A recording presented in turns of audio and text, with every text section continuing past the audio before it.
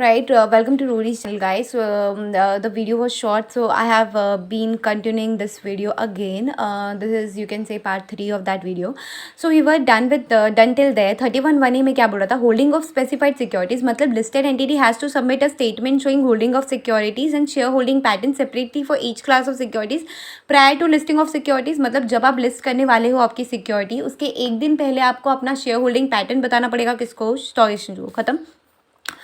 31(1) से में क्या बोल रहा है? Share holding pattern again listed entity shell submit a statement of share holding of securities and share holding pattern separately for each class of in case of capital restructuring securities in case of capital restructuring within 10 days of any capital restructuring exceeds 2% of the total paid up share capital. अच्छा, ये वाला जो event based है ना, ये वाला थोड़ा we can say that exam में आने जैसा है. इसमें क्या होता है? शेयर होल्डिंग पैटर्न तो आप दे ही रहे थे ना. इसमें 31(1)(a) में तो दे ही दे रहे थे. आप कब दे रहे थे? जब आप सिक्योरिटीज लिस्टेड करा रहे हो उसके एक दिन पहले दे रहे थे. बट ये जो शेयर होल्डिंग पैटर्न है, ये है basically in the case of capital restructuring. In case of capital restructuring, जब आप अपना कैपिटल रीस्ट्रक्चरिंग करा रहे हो तो आपको वो भी देखना पड़ेगा कि कैपिटल रीस्ट्रक्चरिंग जो है वो आपका एक्सीड कर रहा है 2% of total paid up share capital. अगर ये 2% से एक्सीड नहीं कर रहा है तब तो आपको ये देने की ज़रूरत नहीं है. तब आपको ये देने की ज़रूरत नहीं है. समझ में आया क्या? क्योंकि कंडीशन ही ये बोल रहा है ना, within 10 days of any capital restructuring exceed 2% of total paid up share capital. मतलब आपका जब total paid up share capital 2% से एक्सीड हो रहा है in case of capital restructuring, in that case only listed company has to submit a statement of showing holding of securities and share holding pattern separately for each class of securities within 10 days देना पड़ेगा. तो अभी तक हमने क्या पढ़ा? Event based compliance में if I calculate this way, सबसे पहले हमने क्या पढ़ा? दैट इंटीमेशन देना पड़ेगा लिस्टेड एंटिटी को. 11 days प्रायर इन्फॉर्मेशन देना पड़ेगा. अगर आप अपने शेयर होल्डिंग में अब आप आपके सिक्योरिटीज़ में in the nature of securities या फिर ऑल्ट्रेशन कर रिडम्पशन डेट पे, तो आप 11 days पहले बता दो.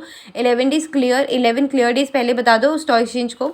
अगर आप लिस्टेड एंटिटी है जिसमें बोर्ड ऑफ डायरेक्टर्स को लगता है कि ये मटेरियल है, या फिर part A of schedule 3 of listing regulation के हिसाब से वो चीज़ें लिस्टेड है कि ये मटेरियल है, आप स्टॉक एक्सचेंज को विद इन 24 hours बता दो from the occurrence of such event या इन्फॉर्मेशन. यहाँ पे हमने बोला holding of specified securities, listed entity shell submit a statement showing holding of securities and share holding pattern separately for each class of securities. जो आपकी securities list होने वाली उसके एक दिन पहले बता दो. Share holding pattern case of restructuring, जहाँ पे आपका जो पेड अप शेयर कैपिटल है वो 2% से इंक्रीज हो रहा है इन केस ऑफ रीस्ट्रक्चरिंग, वहाँ पे आपको आपको सबमिट करना पड़ेगा statement showing share holding of securities, share holding pattern for separately for each class of securities within 10 days prior of such capital restructuring. उसके बाद आ जाओ, ये हो गया अपना 31(1)(c). उसके बाद कंटिन्यू होगा यहाँ से 31(a)(8). क्या बोल रहा है? Disclosure of material event. अगर लिस्टेड एंटिटी को लगता है दैट डीम्ड मटेरियल इवेंट है ये, स्टॉक एक्सचेंज को बताना पड़ेगा. That is receipt of request for reclassification by the listed entity from the promoters minutes of board meeting. तो बेसिकली जो भी मटेरियल इवेंट है ना, इतना तो याद रखना पड़ेगा, जो भी मटेरियल इवेंट है ना, लिस्टेड एंटिटी जो स्टॉक एक्सचेंज को सबमिट करेगी, जो मटेरियल है वो within 24 hours from occurrence of that event आपको देना पड़ेगा.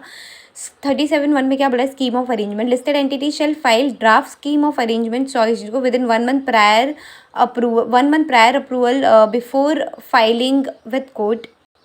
इसमें बेसिकली क्या होता है? जब आप स्कीम ऑफ अरेंजमेंट रखते हो ना, तो लिस्टेड एंटिटी को जब भी ये कब आपको फाइल करना पड़ता है? 1 month prior approval before filing with court. मतलब स्टॉक एक्सचेंज को स्टॉक एक्सचेंज से आपको 1 महीने पहले अप्रूवल लेना पड़ता है जब आप कोर्ट में फाइल करने वाले हो. That is draft scheme arrangement.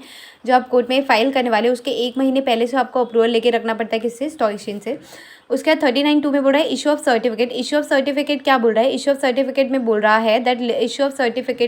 है that listed entity shell issue certificate receipt etcetera. ये क्या है देखना पड़ेगा. जब भी आप सर्टिफिकेट इशू कर रहे हो ना, लिस्टेड एंटिटी को बताना पड़ेगा, लिस्टेड एंटिटी को इशू करना पड़ेगा सर्टिफिकेट रिसिप्ट जो भी है स्टॉक एक्सचेंज को within 30 days from the date of such launchment. ये हमने हाफ ईयरली में भी पढ़ा है I think, if I am not wrong. हाँ, हाफ ईयरली में ये चीज़ है. उसके बाद बोल रहा है 39(3) में बोल रहा है info relating to the loss of securities. इसका मतलब क्या होता है, मतलब लिस्टेड एंटिटी के पास ये ग्रीवेंस है दैट कि हमने सिक्योरिटीज़ खो दी अपनी। In that case what happens, ये फिजिकल सिक्योरिटीज़ के केस में ही हो सकता है। तो listed entity has to submit stock exchange information with respect of loss of share certificate. आप लॉस ऑफ शेयर सर्टिफिकेट हो गया या फिर आपने डुप्लीकेट सर्टिफिकेट इशू किया है, वहाँ से आप 2 दिन के अंदर अंदर आप किसको बता दो, स्टॉक एक्सचेंज को बता दो, जब आपको इन्फॉर्मेशन मिली वहाँ से। उसके बाद 44(3) में क्या बोल रहा है, वोटिंग रिजल्ट। वोटिंग रिजल्ट में क्या होता है, listed entity with in 48 hours intimate about voting result in general meeting stock exchange को।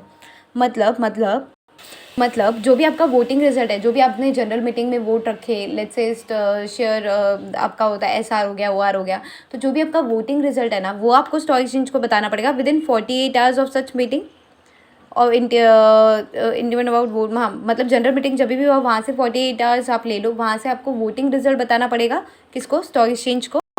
उसके बाद ये अपना चेंज इन नेम, जब भी आप चेंज कर रहे हो नेम, प्रायर अप्रूवल आपको लेना पड़ेगा किसी स्टॉक एक्सचेंज से, वही बताया विद इन उसका टाइम फ्रेम नहीं दिया। मेंटेनेंस ऑफ वेबसाइट में क्या बोला है, लिस्टेड एंटिटी शैल अपडेट एनी चेंज और इन कंटेंट ऑन इट्स वेबसाइट। मतलब लिस्टेड एंटिटी जो भी चेंज करी अपनी वेबसाइट पे as per the content, stock exchange को बताना पड़ेगा अभी within 2 working days from the date of change in content. मतलब ये कि maintenance of website, listed entity के ऑब्वियसली रिलायंस जैसी कंपनी उसका वेबसाइट होता है।